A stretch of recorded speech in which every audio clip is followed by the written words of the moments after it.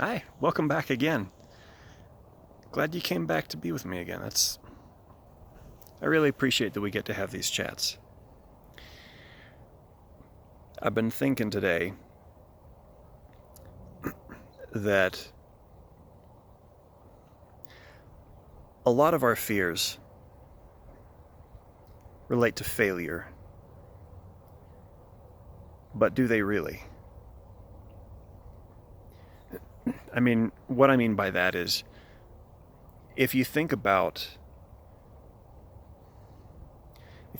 those things that scare you relating to failure and success, or being stuck, or making a difference in the world, or however it is you want to put it, if you look at those fears, how many of them are actually about the failure itself, and how many of them are to do with the disapproval that you would feel or that you would get from other people? It's kind of interesting how sometimes when we do something that we don't like, or fail to do something that we want to, it's really interesting that sometimes we will even beat other people to the punch by criticizing ourselves first and being our own harshest critics.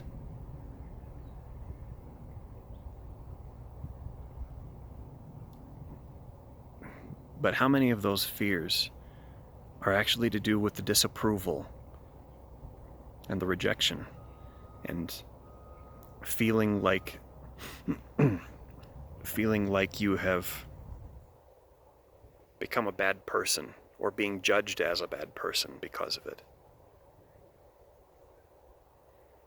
And would you really be afraid of the failure itself if that disapproval or that judgment didn't come with it? See, the thing is, failure is such an arbitrary concept. It is. It's a useful concept, I would say. I think it's a fairly accessible concept. It works, but it's still arbitrary. It doesn't come out of nowhere on its own.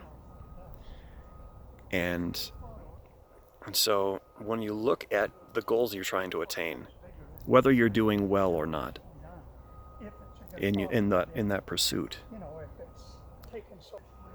yeah, it's an arbitrary concept, and I'll show you how. Say you're traveling someplace. Whether you're walking or bicycling or driving, even flying in a plane for that matter, it doesn't really matter. But I'll just go with walking for now, just because it tends to fit the way I'm thinking about it a little bit better. There's the old adage, the journey of 10,000 steps, or a journey of 1,000 miles begins with a single step. And you can look at that a couple of different ways. Very valid interpretations, both of them. But one is, you took a step and you didn't reach your destination. That means you failed. And you took another step and you still didn't reach your destination. That means you failed. And you took another step after that, and another step after that. And all the steps you took after that, almost all the steps you took after that, didn't get you to your destination. And so those could be considered all failures. Or you could view each of the steps as getting you closer, and that each step doesn't need to get you where you're going. Each step just needs to get you closer. I want to reiterate, both of those interpretations are valid. It doesn't mean that both interpretations will always serve you, so be careful. Don't disregard one in favor of the other without considering both. But if you look at the failures in your own life, the things that you regard as failures, how many of them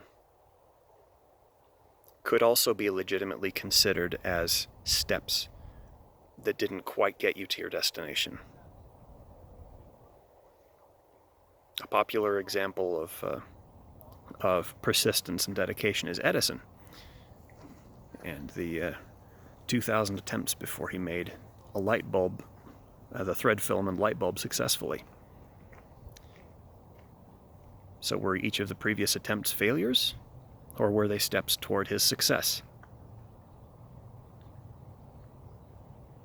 The thing is, you get to pick the interpretation. You know, it's not automatic that one interpretation is valid and others aren't.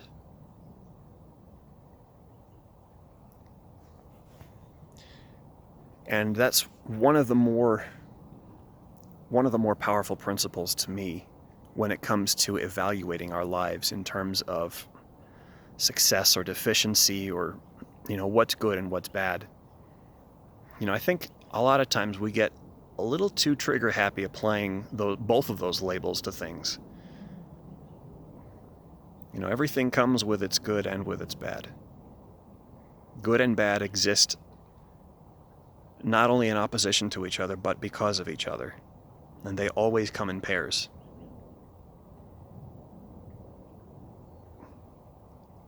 And so when it comes to counting our blessings or naming our struggles or the bad things in our lives, isn't it just a matter of what we decide to call them? You know, there's the concept of a blessing in disguise.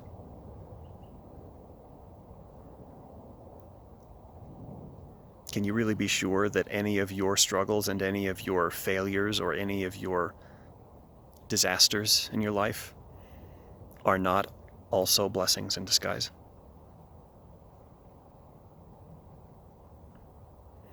This is not me telling you that you're wrong. This is telling me that you're right. However, what you need to do is take the perspective that helps you move forward. Take the perspective that helps you achieve your purposes.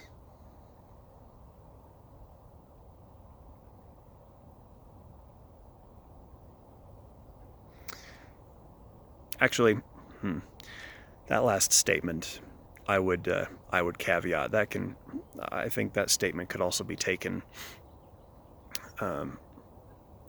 to justify, taken as a way of justifying whatever things we want to get away with or don't want to have to be held accountable for, which I don't agree with.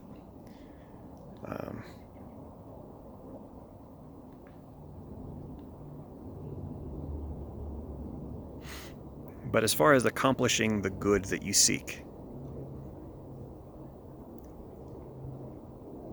adopt the interpretations and apply the meanings that work for you, that help you to do what you need to do, and get rid of the interpretations and the meanings that keep you from doing what you need to do. Thanks again for your time with me. Have a good one.